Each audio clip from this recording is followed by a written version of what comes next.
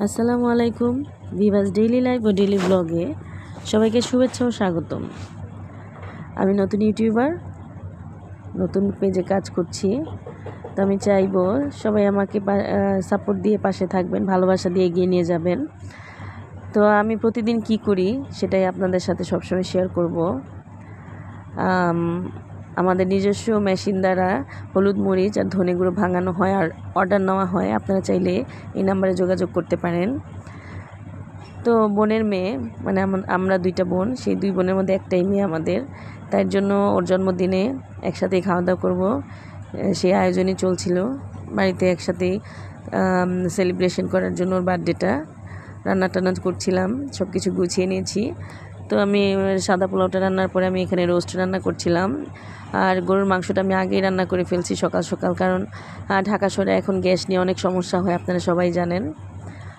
তো এখানে আমি সব কিছুই আস্তে আস্তে করে রান্না টান্না করে শেষ করছিলাম। আর আমি যেহেতু নতুন পেজার, আমি যেহেতু এখানে নতুন কাজ করছি, অবশ্যই আমার ভুল হলে আপনারা ক্ষমার চোখে দেখবেন, আমাকে ক্ষমা করে দিবেন।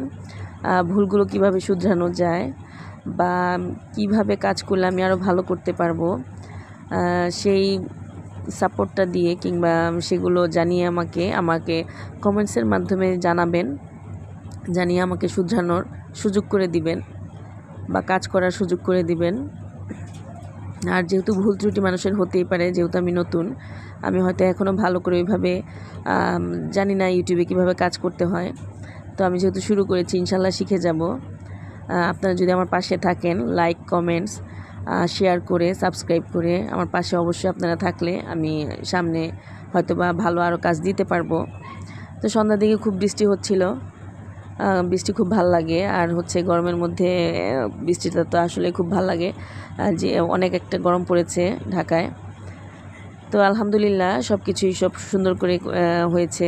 খাওয়া দাওয়া শেষ করে আড্ডা টাড্ডা দেওয়ার পরে বাচ্চারা এখন কেক কাটার পালা, ওরা কেক কাটছিল, পরিবারের সবাইকে নিয়ে কেক কাটছিলাম।